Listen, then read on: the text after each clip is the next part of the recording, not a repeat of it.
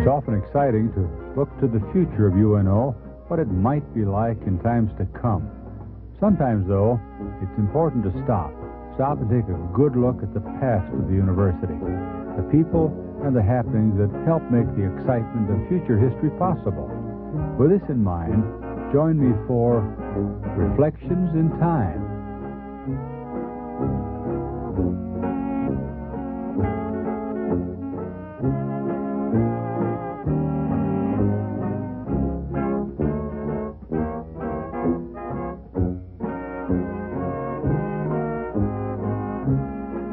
It's a pleasant late spring day in the summer of, almost the summer of 1986. And we're sitting in a lovely home over on Nicholas Street, not very far from the university. And the reason we're here is we're going to do another in our series of what we've come to call Reflections in Time.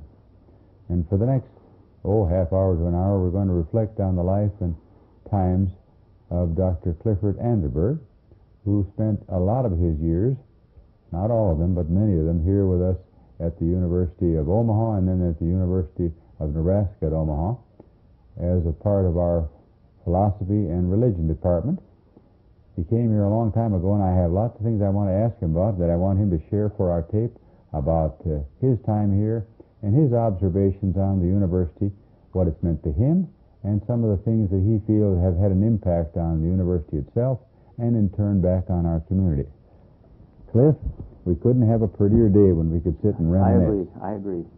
You know, you and I have known each other all the years you've been here, but there's some things I don't think I've ever really asked you, and certainly this is the first time we've made a tape together. First of all, you know, you look at a guy and you think, well, he's been here all his life. He hasn't. You came from someplace else. Where were your beginnings? I came here in 1963. It's easy to remember because the following November was the Kennedy assassination. Oh, yeah. What I want to go to, though, is way back when you were a boy and a little baby. Oh, wow. Where are your roots? I was brought up in a little community in Wisconsin called Two Rivers, Wisconsin. Oh, yeah. And, over near Milwaukee, right? About 90 miles north of Milwaukee, right on Lake Michigan. In fact, the town prided itself on being the coolest spot in Wisconsin because it was right out on the lake. And was it? It was. It was mighty cool. People would come from 5 miles away during the summer just to cool off. Is that right? It was really something. And then, then the war came along. Eventually, after I graduated from the local high school, I spent 4 years in the service. World War II. World War II. And then... what part of the world did you go in the service? I spent 2 years in Italy and about a year in North Africa. In the Army, or?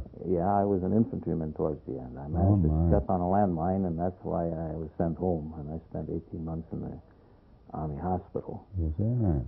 And I had started at the University of Wisconsin before the war, and then the war came along, and so after the war I took advantage of GI Bill. And oh, yeah, like so many. Finished up at Madison and decided to go on to graduate work. What helped you decide that? I'm often interested in why people like us end up as teachers or philosophers or anything else. Did your life and work and your injury or anything have anything to do in your direction of what life took for you? Indirectly, I suppose the injury did, because laying in the hospital with a cast on, there wasn't much to do, and I scrambled down to the hospital library one day, and I found a book by a man by the name of John Dewey. And I'd never heard of philosophy, and I never was conscious of it. And I put my nose in it, as it were, and I found myself intrigued, so I made up my mind when I got back to Madison I would take at least a philosophy course. And you did? Well, I did, but I was majoring in history, and I got an undergraduate degree in American history. Oh, did you? But I was drawn very much to philosophy, so I talked myself into the graduate program down there.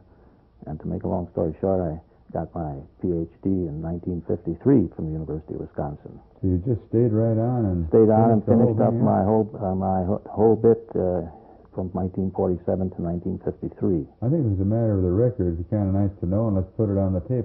What was your area of special interest in research when you were a doctoral candidate? Well, my interest was, and it continues to be, I was basically interested in American philosophy, especially American pragmatism. That's why I did my dissertation on Mr. Dewey, and I've always retained a great interest in that, although I've branched out a little bit. I taught a lot of different courses here, in an undergraduate program, but my basic interests were in American philosophy, especially American pragmatism. So you really decided not too long after the war, really, Cliff, that you wanted to be a teacher. Yeah, after my first philosophy course, I had a man who influenced me very much, and I just gravitated. I was unmarried at the time, carefree, Yeah. so I thought that was the way I wanted to go, and I did it that way. Ever regretted it? Never, not really, not really. Those were grim times. I think it's difficult now, too, but there wasn't very great opportunities for jobs at the time. But one of the men in the department at the University of Wisconsin had a Fulbright, and they had let me stay on to take his place. And that's how I got my foot in the there door. was just sort of a niche there Yeah, and that you crawled in. there was a series of niches because the jobs were not available those days. So I went to Kansas State for a year. The following year, Let's wait, though, before we go to Kansas State. I want to ask you something. Now, this may be hard to remember, but, you know, there's always a first for something usually in our lives. And there was some place back there at Wisconsin, probably, where you went in and you were in charge of the class for the first time when you filled in for that Fulbright man. Do you remember your first weeks and days and months of teaching, what it was like? yeah, I hate to remember because it was really quite deadly. It was really quite deadly. What was bad about it? Well, it seemed to me much easier as a student than being up in front there. Suddenly it was trying to different. make things happen, yes. And they were very tolerant, and I don't think I set the world on fire that first year, but I picked up a few devices for making it happen. But no, it was hard. It was hard. It was quite demanding. Didn't scare you off, though? You kept at it. Well, by that time I was sufficiently committed, and I decided it's this or nothing. All right, and then you had a chance to go next to Kansas? Well, if you want to call it a chance, sure. Again, there was a year appointment, and I spent at Kansas State, replacing a man, again, who was off on leave out in California. What time in life was it? What years were we This talking was about 54 now? and 55. I was at Kansas State, and I was at Madison 53, 54. Now, you're mentioning a lot of one-year appointments. Is that Right. unusual in those days? Well, I don't know how unusual it was. It seemed to me not to be too unusual because, especially in philosophy, there just weren't very many jobs available. It reminds me a bit of what the situation is now. I mean, things are pretty frozen. So it just happened, a question of holding on by the tip of my shoelaces, you might say. You just were glad to have a job. Just for a year, and then at the end of the year, my wife and I just assumed automatically, well, we'd be moving on. Now, where in all this pattern of life had you met Peggy? Well, she was a hometown girl, and I had met her... Oh, she goes back to your boyhood roots, huh? That's right, and I met her while I was doing graduate work at Wisconsin. So we were married in 1950. And after Kansas State, I went to Drake for a year, same kind of an arrangement. Are you, along the way here, are you teaching the same? Yeah, I'm general teaching whatever they want taught in philosophy those days. And then I did settle into a tenure position at a little college in western Pennsylvania, Washington Jefferson. It was an all-boys school. Oh, private all-boys? Private all-boys school with an emphasis on preparing kids for medicine. And I stayed there for 7 years. Probably you had a very bright type of student there, wouldn't you? We had some very good students. They were all committed to the idea. The school had a fine reputation with its biology department, and the man who headed it had a reputation for being able to place kids in med school. So we had a lot of kids from New Jersey and New York would come to W&J. There were only 700 students there. They were all had one goal in mind to get into medicine. Yeah, but the school was traditionally, it's the oldest college west of the Alleghenies. In fact, my office was in a building that supposedly Benjamin Franklin had contributed money towards. And they did insist that philosophy was a required subject. Well, that's every sophomore had to take a year of philosophy. So that's why they needed 3 people out there, because you had to teach, philosophy was taught as a required course. But now you settled in, though. You stayed there around 7 years. I stayed out there. And then I got a call one day from Omaha. I was wondering, from Bob from Harper. way over there, how you came way out here. Yeah. How'd that happen? Well, I think there was a man whom I knew at Wisconsin who was a member of the department, and I suspect that the University of Omaha got in touch with the various schools and asked if they knew of anybody whom they might recommend, and this man must have given, I'm sure he gave Bob Harper my name. Bob called, asked me out for an interview, during the Easter week of 1963. And I came out. I know nothing about Omaha. I thought it'd be as flat as a pool table without a tree in sight. But I came out, and Vail was president then. And they gave me the tour, and I went back to Pittsburgh and back to Washington. What did you think of the place? Well, as I say, initially I was surprised because the town was much more impressive than most of my friends out there and the faculty were all from the East. Yeah, sure. And they were convinced I'd have to come out here by stagecoach or something because this was Indian country to them. Of course, they all had that parochial attitude. Yeah. Anything west of Pittsburgh was Indian country. Yeah. But I found it to be quite different. So Bob called back after I got back and said, how about it? We talked it over a great deal, Peggy and I, finally decided, well, let's see what it's like. Did she come out with you? Oh, sure. She came. No, she didn't come out for the interview. So she was flying blind, so that's right. She didn't see it until we committed ourselves, and we came out in June. Well, of course, you're both Middle Westerners by background, so that's it wasn't right. quite as much of a shock as it might have been if you were a real Easterner. That's right. And Middle Westerners were kind of strange ducks to those people out there. Do you remember, and this is kind of tough, but do you remember what attracted you to the university? Why you and Peggy really decided to come? Was it the financial possibility? Well, I'd have to admit that here? Financial factors played a very major role in it because the university, even OU at that time, was private schools were paid considerably less across the board. And I had a son. That was really a factor. Plus the suggestion that they wanted to start a philosophy department out here. Oh, so really philosophy as such really wasn't much of a part of it. Well, the man I replaced, Wilford Payne, had been here, I think, for 30 years. Yeah. But he was a one-man show, a one-man department. Sure. When you said show, you were right. Because Wilford was there. Yeah, Wilford was a very interesting man. Yeah. And Bob said that we want to develop a philosophy department, and we want you to start that process. So that's how I came out here.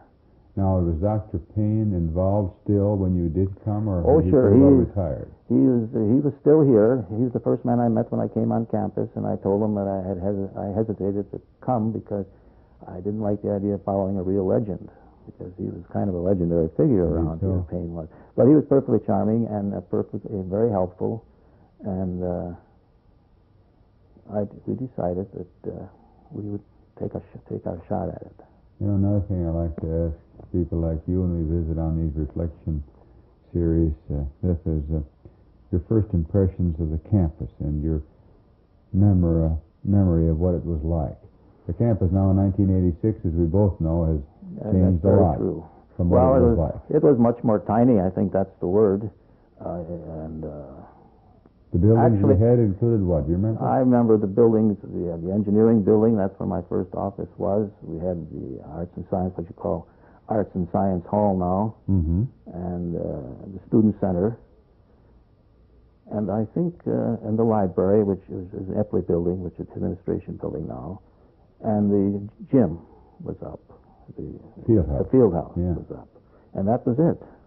But I was a little bit overwhelmed because I'd come from a school with only 700 students. So this was much bigger. And this, I think there were about 6,500 kids here, counting part-time when I came in 63. So that felt like a... Well, I was a little bit overwhelmed. At W&J, you'd walk into a class with maybe 15 people at the most. Here you could walk into a lecture class with 60 or 70 or even 90 sometimes. And this was quite daunting. But I began to feel more at ease as time went by. But that was my major and dominant impression, the sense of size in terms of classes. Now, Dr. Anderberg, we've been talking about your early life and the beginning of your family life with Peggy, and you mentioned your son. But we have, in terms of time, arrived here in Omaha. You came here from the School of Pennsylvania, where you'd been teaching philosophy. And one of the things you mentioned was that you We were asked to come here to build on the legend of Dr. Payne, but to start what we'd call a department of philosophy, and as it became, philosophy and religion. Okay, let's take it from the first. What was offered, what was going on when you came in the way of curriculum? Well, at my first year, I was the only one doing philosophy, except Dr. Payne taught a couple of courses part-time. And what year was this? This was again? in 1963. Okay. And in the meantime, we were authorized to find a person to add to the department. Double its size. To double its size. And that was properly done. And I should add that when I came, it has been customary for Payne to have somebody teaching courses in religious studies. And there was a young man here who was permanent with Payne doing that. And remember his name? Robert Baird. And he got a Fulbright to go to India one year, and then he was asked to return to the University of Iowa. And that left us. We had hired a man for just his year that he was to be away. But then when he didn't return, this man was Dr. Palmer, Russ Palmer. He stayed on. And that meant the man we'd hired in philosophy and Dr. Palmer, that made three of us. And then over the course of the next several years, we added two more men in philosophy and one more man in religion. So it really grew. So it grew, and now I think, taken at the present, there are 9 people. And it's a combined department, philosophy and religious studies. That's interesting in terms of people and how it evolved over a period of about 20-some years there, really, we're talking about. But going back to that first year or two as you began work here, were the offerings such that a person could minor in it? Was there just a course or two? What kinds of things were we teaching? Well, there's a whole story revolving around that. After my second year here, I think it was my second year, I got persuaded the college faculty to agree to a major in philosophy. In fact, if I'm not mistaken, the first 2 majors were graduated in 1966 or 65. I can still picture them, but I'm a little bit weak on the dates. So we had a major in place, I think, was it my second or third year here. But it took some doing to get that done, huh? Yes, it did. But when I first came, 15 hours was the class load. And that went down to 12 for chairman, and then it became heaven when it went down to 9 hours for chairman. Still had to teach. Yeah, I taught. Perhaps 12 hours my first year here, and then after we started adding people, then the chairman got a reduced load. So between the 5 of us, the first several years, we had a going concern, and then over a period of time, we were able to add 4 more people. Now it's 5 in philosophy and 4 in religious studies. But of course, the load that a person is required to teach isn't very large compared to those old days either, is it? No, now it's institutionalized that you teach perhaps, if you're doing research, then you can get a reduced period of time, as you know. So most of the faculty are teaching 9-hour loads plus 3 hours to give them for research. Wouldn't you say that when you first came here, I think it held true with me who came here a few years before you did, that we really had here, as we began in the 50s and early 60s, what you'd call as a teaching institution, almost strictly a teaching institution. Yeah, I think that, that's generally where the emphasis was to be found, on teaching. That seemed to be the sense of the place. But as time went by and new people began coming in and new demands began to be made, the emphasis on research started to grow. And you can't go home again. Now it seems to me that research is... I still think that teaching is a crucial aspect of even the UNO, as we call it. But certainly the emphasis on research has increased very dramatically since I came here. There's no doubt about it. Do you feel, as long as we're talking about that, and there has been a change in emphasis, and I think anyone who's been associated with the university will find that rather obvious, an emphasis on publishing, doing research, doing things beside your classroom work. And it's perhaps almost direct correlation with the load going down and the recognition of those other things. Do you think overall, from your own perspective and the many years you spent in the classroom, that overall that approach that we changed to has help the quality of student and faculty life? Are we better at what we're doing now than we used to be, or doesn't that make a lot of difference, really? What's your feeling on that, if you have one? Oh, I don't think there's not a smidgen of doubt in my mind that the university is better now than it had been. In all fairness, that would have to be said. What happened, it seemed to me, is we got a lot of people coming in, and you get a lot of eager young people. Right. There's graduate schools. Yeah. They have a lot of ideas, many opinions. They want to pursue their interests and delve into their field. So they see research as something that's just indigenous to their very being. Mm-hmm. Mm-hmm. So in that respect, I think what's happened is that research has emerged as much more crucial than it had hitherto been the case. And I think this was somewhat inevitable, because Mm-hmm. it's given a lot of qualified and ambitious people who want to conduct research wouldn't stand still for not having the opportunity. I think what you're saying, probably in a general way here, Cliff, is that the university as it was, as we knew it in 1960-ish, early 60s, which was so teaching-oriented, it was just a situation that couldn't necessarily, in the light of the times as they were coming on, be the same. I don't think so. I don't think it could, because as long as the university continued to grow, and as I keep repeating, you start bringing in a lot of able, competent young people, their whole thrust was quite different direction. And I personally think it's all for the better. Although it has a flip side to it, it seems to me that the whole publisher perish syndrome can lead to a lot of dodges and to a lot of hanky-panky. But you can endure that because we do have able people. Mm-hmm. At first, you see, when I first heard about OU and I came here, I kept hearing this phrase, West Dodge High. Yeah, yeah. I think there's an element of snobbery in that on the part of people who so casually used it. But even after the first couple of years, it seemed to me that was not a fair reflection of the school, because there were, even from the beginning, some very dedicated and competent people here. One of the things you mentioned a moment ago is that I think the first person who majored in philosophy did so in the 60s there, right? Oh, yes. If I'm not mistaken, I think he got his undergraduate major from here in 1965, and he ended up going to graduate school at the University of Washington. I'm trying to remember his name. Oh, it maybe comes you later on, but he was the first. Yeah. In fact, a big picture was taken of the first two kids that got their philosophy major. Well, it was a momentous occasion. A new department, a new approach, a new, excuse the expression, philosophy. Yeah. Speaking of that, I think those who might view this tape, students and friends of the university, might wonder a little more about this area in which you've taught for so long. The person who comes to our university and might major or minor in philosophy, what might be some of the major reasons why they might do that, Cliff, in your opinion, from your experience and work with all these people? Well, I don't think they do it necessarily because they see it as a fine opening to great career success in the general area of business, or although there are claims made that people with such a degree do eventually find opportunities outside of their field. Mm-hmm.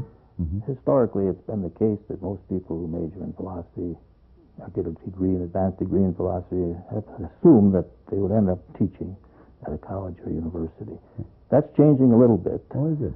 Because even our Philosophy Association has made real effort to find doors open for PhDs in philosophy, functioning in other contexts. It might be in government, it might be in social service agencies, foreign relations, or that sort of thing. At least that's proclaimed. But I still think that somebody who decides that philosophy is for him has to really be gripped by his experience with philosophy and be willing to risk not finding that it leads immediately to any great economic success. That's an interesting observation, and maybe you could expand on it a little more, because you and yourself have spent a lifetime, in this area of concern, namely philosophy. And for a lot of those who might be watching and listening to us as we've done this tape, say, what's he really talking about, and what grips you? I guess what I might ask you here, Cliff, is what has been your personal, very personal attraction to philosophy? What's the fascination in it for you? It certainly hasn't been something that's made you a millionaire, but it's something that's kept you going most of your life. Well, that's a kind of broad-ranging question. I just like the handling the ideas associated with philosophy, and I'm a great cheerleader for the role of philosophy in human culture, frankly. And I just think that even if one doesn't eat regularly, pursuing it, you can always find much that recommends it for you, apart from its having any great economic value. Oh. But I don't want to leave the impression that people who are going into philosophy necessarily have to starve. Good heavens, no, you don't look like you have. No, I'm not starving. But it is difficult. We've lost a whole generation of able people in the last several years, it seems to me, because the pipeline is kind of clogged now, and teaching opportunities or finding a university and college positions is not all that easy. The 60s were the heyday of opportunities, because enrollments were increasing, schools were expanding their programs, and that was the time when if you came with a philosophy degree, you could, I remember experiences in which we interviewed people and they would gaily wave 4 or 5 other job opportunities at you, and you got the sense that they were deciding whether you would be satisfactory. Quite a change in yes. What it was from when you were out. That when I came out, it job. was just very tight. And as I say, I was just hanging on by the skin of my teeth, year here and year there, until I ended up in Pennsylvania. One of the things you mentioned was that you didn't really want to leave an impression that people were starving in this area of concern, that they couldn't make a living, but and that they were doing some things beside teaching, and your Philosophy Association has been working on that. What are some of the things now in more recent years that those who have an emphasis in philosophy end up doing? Oh, I could have hard time specifying precisely. I still think a lot of them may find a place, some place, in, say, in the business setting. Mm-hmm.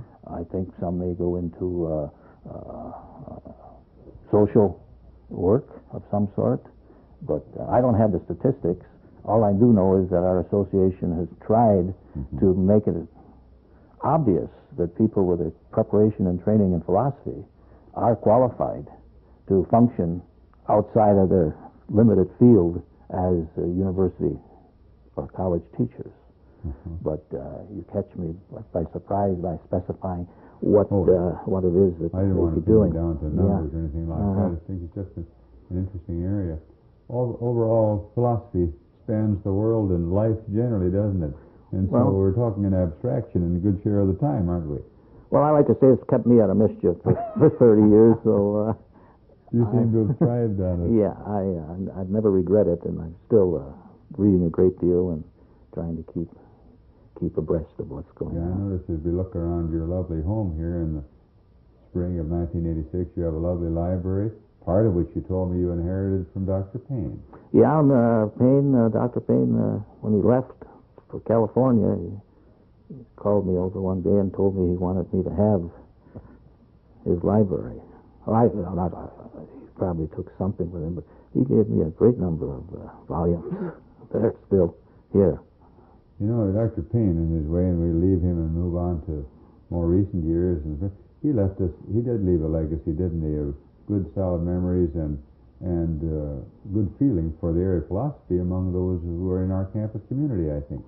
He was a giant walking around here in his day and in his way, wasn't he? Yes, I think that he performed really very well in that capacity. And he had a certain talent. He's a good... I never heard him lecture, but I've been told that he was very effective on the platform. And he had a little bit of the ham in him. So I think he did quite well. He also was responsible for establishing the humanities operation here. Which has been a strong Yeah. arm of our arts and science. Well, he instituted that. And I guess he was really a force on the campus for those many years.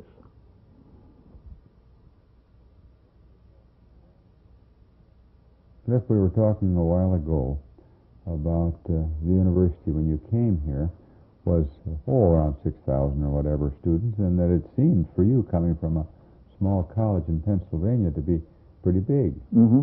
Well, as we both know, it got to be a lot bigger than that. Mm-hmm. And to become bigger, there were some changes along the way. The university, as it was when you started to teach here, involved nearly all the colleges we have, but probably not quite all. And the whole place was a little smaller.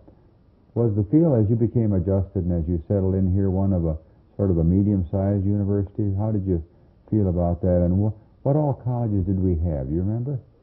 Well, we had the College of Continuing Education. We had the Arts and Science College. We had the College of Education. And we had an engineering curriculum, but I don't... Maybe it's an engineering school. An engineering school, it may have been called. And that's the extent of it, as I recall. I may have missed one or so, but as I recall, this is 22 years ago now. Sure, when I came, I was just on the tail end of Mr. Bale's administration. I was here a year and a half before he left the university. And he, speaking of legends, he was. What were let's pause right there, because nearly everybody I visit with, we've got to work Dr. Bale into it, because nearly everyone I've talked to has had an association with him. Well, now you had one in the last days of his time here. What are your recollections of Dr. Bale? Well, Bale was unique, especially given his stature as the president. I also think it was Emerson remarked that an institution is the length and shadow of the man. Mm-hmm. And certainly that was the case of Bale, Mr. OU. He ran the whole show and he made the trains run on time. I don't think he could have survived in the changed environment that developed over the years, but he was a very strong and independent president who, as I say, was totally in charge. It seemed to me like a philosopher wouldn't especially enjoy this sort of autocratic approach and hard-nosed approach to some things. Well, I can't say that I shared fully his whole conception of a university. I'll never forget the first chairman meeting I went to, having just been on campus for several weeks. Mr. Bale stood up and said he wanted all the chairmen to think of themselves as junior executives. And that struck me as very, very odd. And I'm convinced he had a kind of General Motors conception, General Motors model of how a university should run. And I think he ran it all out of his own office. And that sort of thing, it doesn't seem to me, could endure very long. Mm-hmm. But it had done so for quite a while. Yeah. But given his attachment to and his role in the very development of the university. See, when I came, he told me that they were having another mill levy. It was still OU. One had been turned down, and he was hopeful that the second time it would be agreed to, and that wasn't. And I think he was perhaps a bit upset by that. Oh, indeed so. So that's the occasion as to when we had to consider seriously what a future we could have, and that's eventually ended up with the merger. Yeah. Now, that's such an interesting period in the life of the university. Did you recall that time? And it was rather a touchy period for all of us. Did you feel maybe sometimes, hey, what have I gotten into here? Because things got to be kind of, hey, we didn't know what we were or where we were heading, really, didn't we? That's very true. Things were in great disarray in that sense. And practically speaking, though, the economics of the situation seemed to me, at least, to demand that either we become involved with the state, and hopefully in some way, or else that OU would perhaps die on the vine. Now, I don't know if it was ever that serious a possibility, but it seemed to me that practically speaking, pragmatically speaking, some form of association with the state was the solution to what were really, I took to be very great economic difficulties we were in. That doesn't mean that everybody was excited by the idea, the natural fears about what would happen if we somehow or other found ourselves absorbed into that institution down in Lincoln. There was a great deal of sense that there would be condescension from their side, and that they wouldn't take us very seriously. And there's any attempt to pull off something like this was bound to create strains. And there were those who just insisted that this could never work. But I personally didn't think of any alternative, in virtue of the fact that the community had decided that they were not raising mill levies when they were asked to during the election period. So I think it was really the only outcome that you could hope for. You know, as that merger came on in the 60s, and that's when it was consummated, wasn't it? About 68, I believe, wasn't it? You mean yeah, the merger, I believe, took place, and when we changed our name, and that's in 1967, I think the merger became effective for us. Yeah, maybe that was right. I think it was in 67. Did you notice at that time, it was a period of change, but what did you know in the way of feel and actuality became different when we merged from being the University of Omaha to the University of Nebraska at Omaha? Did you feel any noticeable change in the way things were going? I didn't have the sense that the heavens fell. I happened to be on the Senate at that time, and we had the habit every couple of weeks, members of our Senate would go down to Lincoln and meet with our counterparts down there, and was still involved in the nuts and bolts of trying to figure out what kind of relationship and the two campuses should have. And there may have been resentment in various quarters, but I found that the people down there at Lincoln tried to the best of their ability to understand what the situation was, to be cooperative. Naturally, people had chips on their shoulders sometimes, but that's to be expected, I suppose, in trying to pull off this kind of a union. So I still think that, without being repetitive, that this was the only solution to our difficulties. We didn't have too much choice. No. And I think the addition of state funds and state funding opened up doors that may never have opened here had it not been the case that we'd become part of the state system. Yeah, because in more recent years there have been a number of changes, haven't there? We've had, over the years, additional colleges, fine arts, and expansion in some other areas. No, I think things have worked out. I'm sure that it's never going to be perfect. It's the best of all possible worlds, but I keep getting back to the point that, for the most part, it was a fine outcome. Do you think, Cliff, that as far as your particular area of concern, area of philosophy and religion, that a merged university and a larger one and developing emphasis on research has been a good thing for those who are interested in both teaching and learning in areas of philosophy? Perhaps so. I have to admit, and sometimes one swallows hard, a state this size, it would be very difficult to have competing programs, say at the graduate level, say the terminal degree. I think that anybody who would dream that becoming part of the state system would mean that UNO, what we call UNO now, could hope to multiply terminal degree programs would be a little bit naive, because it's costly to do that sort of thing. And a state of 1,500,000 people, it would be hard to. A lot of universities expanded greatly during the 60s, and they've come to regret it, as I understand, because it's very costly. So I think there's some sense in which UNO has an assignment a little bit different than you find at UNL, especially at the graduate degree, terminal degree level. You know, for a guy who's in philosophy, you seem very practical. We often accuse philosophers of being impractical dreamers. Yeah, well, I think that's a bad rap we have. I'm basically a peasant at heart, and it seemed to me that quite almost self-evident that to think that we could create a carbon copy of UNL just because we'd become a part of this larger system, whether we desired it very much, legislators and the wider community would have never stood still. I could be mistaken, but I don't see anything leading in the other direction. So our role is pretty well defined and as a part in the total picture of our state university, and you're resigned and accept that as a natural part of what we have. It's not so much a question of resignation, because at the operational level, it's perfectly possible for people here at UNO to function in relationship to the people down at UNL. And I guess there are, like in psychology, for instance, there's some kind of combined operation, or at least there's a natural highway between the two.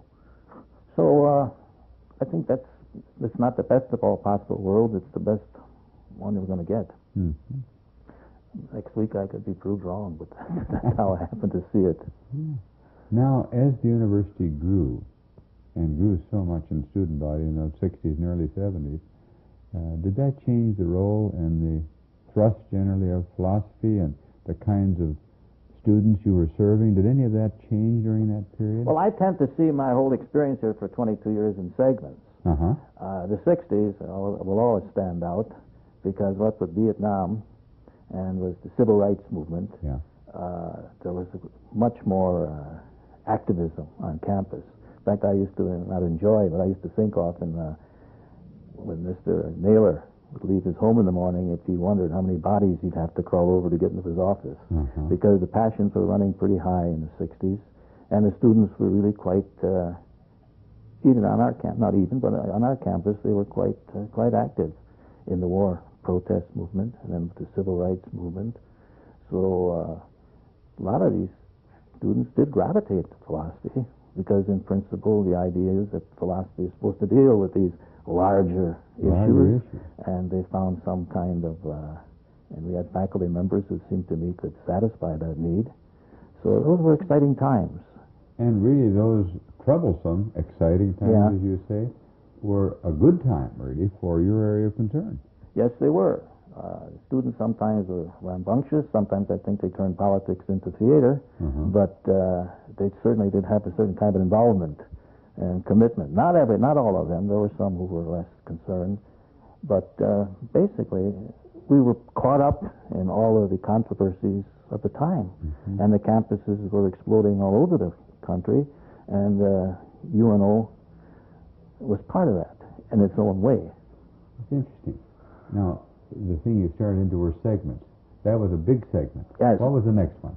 Well, I think we started to sense the change. I think I'm probably overstating it, but I think there's a greater generation gap between the present-day student and the kids of the 60s than there might be. So that's a definitely different period. Well, I think it is in its own way. I think it's tied up for very practical reasons with economic factors. The economy started slowing down, job opportunities declined, all systems were in go. I think students became a little bit more introspective, a little bit more career-oriented, more fearful of finding their niche upon graduation, and all this so-called, but properly so-called campus activism and a certain kind of idealism that these kids of the 60s showed, that seemed to dissipate in the 70s. Now there's a great controversy goes on as to whether or not we're giving a fair characterization of contemporary students. But I think they become more conservative and much more preoccupied with self than was the case. Now there's a lot of nonsense spoken in the 60s. A lot of hanky-panky went on. But beneath it all was a certain kind of sense on the part of students that they could make a difference. And since the war was a perfect object of their anger, they certainly brought it to the campus.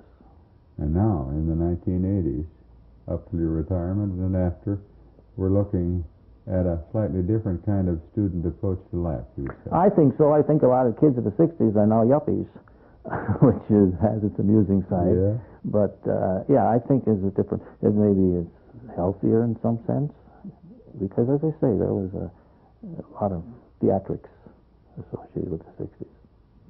But the issues were there, and the campus couldn't escape them. Kids wouldn't let them, because this was the period in which the establishment was the great bad boy, and everybody had his own plan for introducing sweetness and light into the world. Every student thought of himself as the president of the university. But hasn't that been part of the fun of it all? How things have changed. Yeah, the kids kept you on your toes, and you always had a sense of what was working in them and what their consciousness was. I was always grateful for the fact that you met people from outside the university community. They couldn't really shake their heads because they didn't have any sense of what was making these people tick. But being there, at least you could try to communicate and talk, dialogue, discuss, argue. So it was really kind of exciting. So long as you're eating regularly and having that kind of fun, not a bad place go to for be. it. Go for it. Sure. In the many years you and I have been here, Cliff, this campus that we work on and have worked on has changed a lot. But what's made the campus what it is certainly is not the bricks and the mortar as much as the people. Mm-hmm. The thousands of students and the hundreds and yes, even thousands in their varying numbers from time to time, faculty and staff people that help make it tick. Mm-hmm. And one of the things I like to ask people like you when we reflect on your time at the university, Mm-hmm. are the people that made your life good and bad and indifferent, but the fun, the strengths, and the weaknesses of all the people that touched you and whom you touched. And I guess I would ask you, in memory, let's just start any place and work from there, from one to another, the most memorable people in your life. You mentioned a couple of them, certainly Dr. Payne and Dr. Bale, but who are some of the other people Well, that come to I mind? think, broadly speaking, apart from my association with my colleagues in the department and the various other faculty people, it's generally the case that the president, or as we call him nowadays, the chancellor, sets the tone of the university. And I've read through 6 chancellors, I think, Bale, and Trawick, and Naylor, and Blackwell, and Roskins, and now Mr. Weber. I think, in some sense, Mr. Naylor had the most difficult job because he happened to be there when there was the greatest furor on campus. And I thought that he handled it very well. In fact, you could disagree with him in a very agreeable way. I thought he was a man with great integrity, and he ended up being very effective. And he came into the position under very difficult circumstances because Mr. Trawick only stayed a year, and then there was some controversy as to whom his successor should be. And I thought Mr. Naylor took hold very well, and Vic was not active as long. Big Blackwell filled in for a time. Yeah, he filled in for a time. And then Mr. Roskins came. So in that respect, they all had their own style, and they all did according to their lights. But I found most of my fertilization, you might say, from the faculty, and people who were interested in the same things that I was. And there were several people who I considered to be quite able, who helped to set create the kind of climate that the university had. Are there some names that come to mind that stand out in that area of concern, like faculty members that really helped, really mold the character? Oh, I'd be of what afraid we're to about? name people for fear I'd leave somebody out. I mean, there were those who one had deep respect for and thought really made a fine contribution. But I can't really list names in that respect.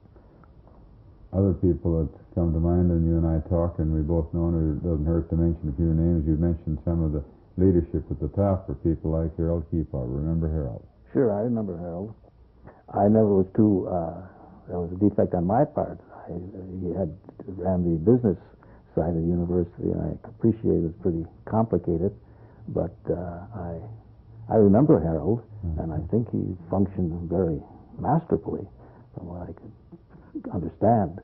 But sure, I remember Harold, and you see, towards the latter period, then we got involved in this whole business of collective bargaining for the university, which I personally thought was a healthy development, and I think has been institutionalized now. And those are the broad areas of my awareness, of my sense of what things were about. I'm glad you mentioned that. I hadn't thought to bring that in, but you were involved through all the years in that, and you were one of our faculty who were very much in favor of it, of the approach to collective bargaining that we've come to have through our Association of University Professors.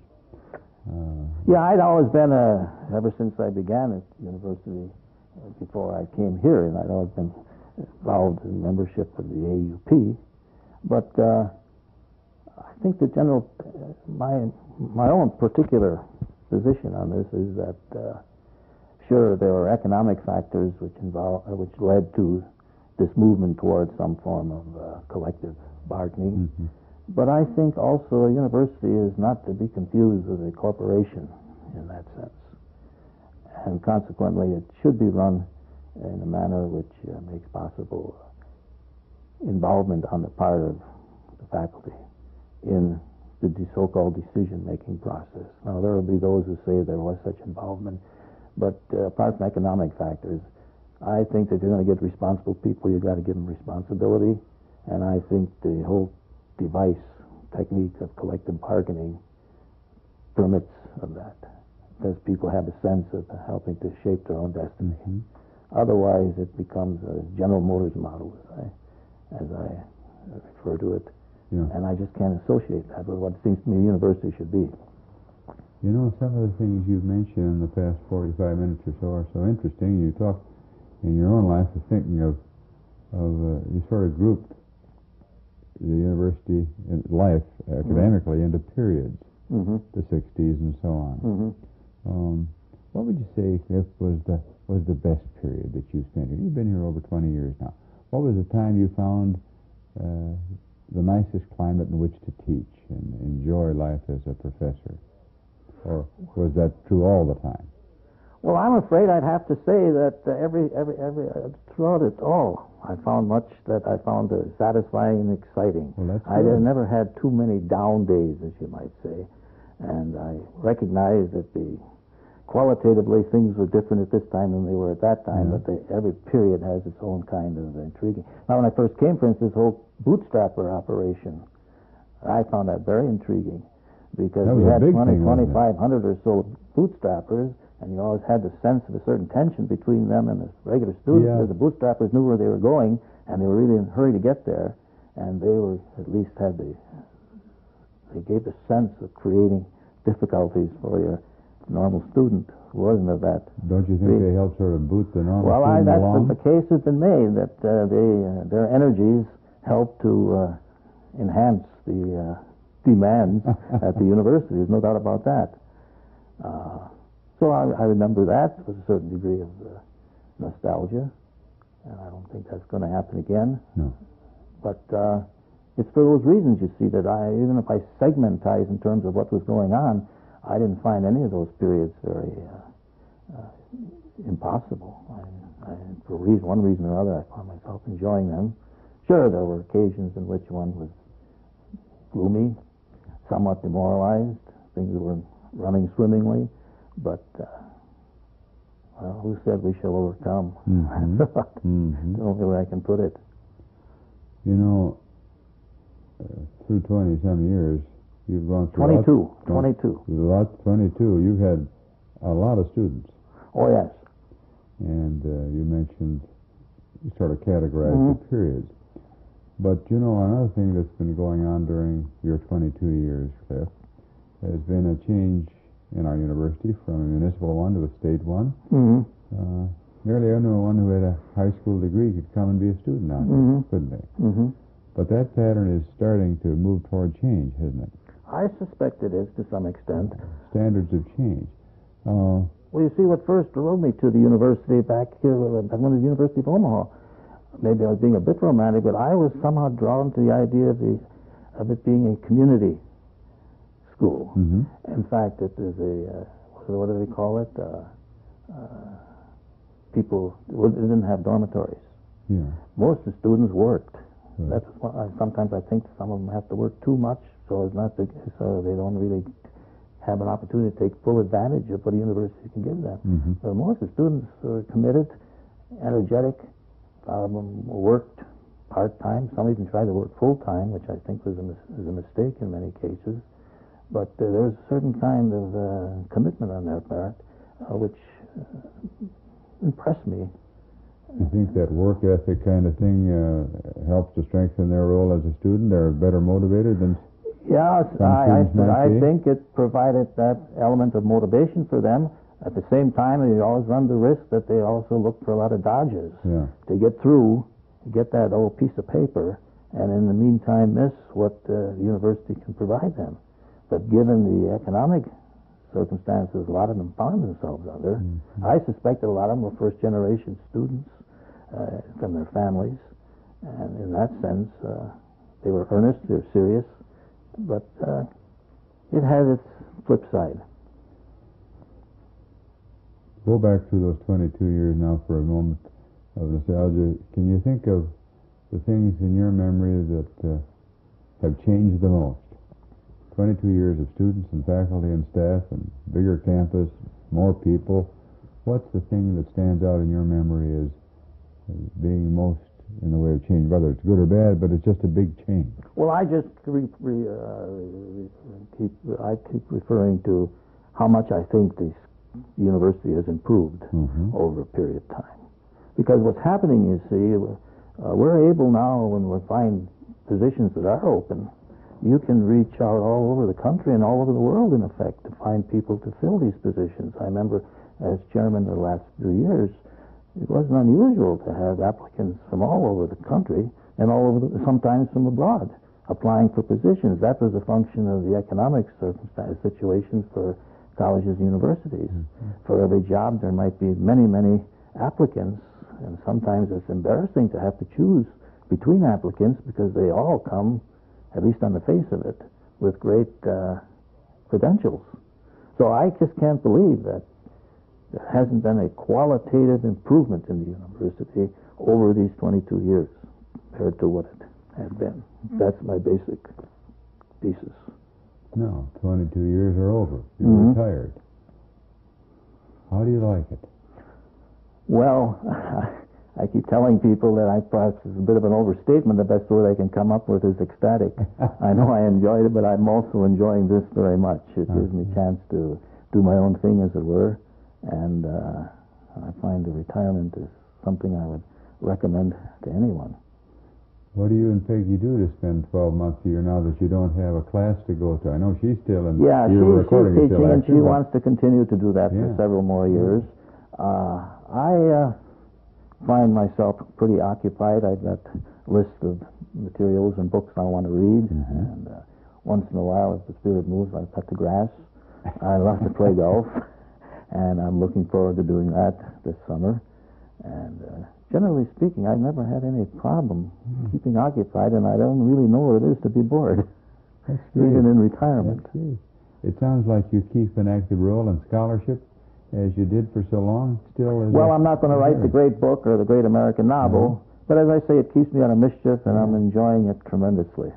Now, let's, in our last couple of minutes, take one last look over across George Boulevard here toward the campus, and just a comment, if you would, as we close our tape, on your feeling about the university and its contribution to you and to all of us generally.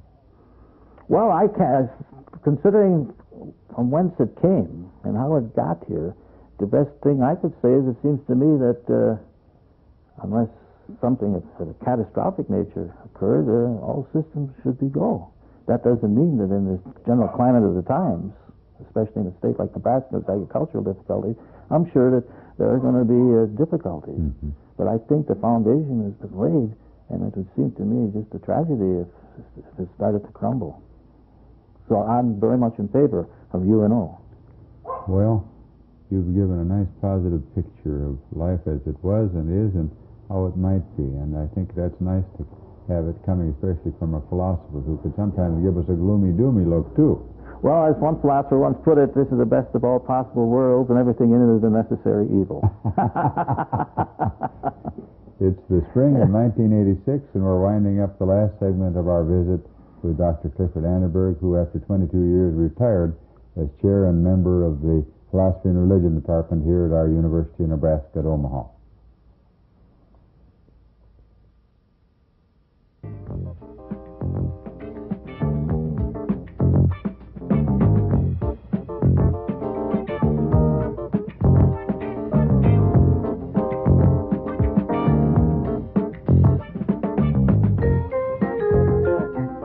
It's often exciting to look to the future of UNO, what it might be like in times to come.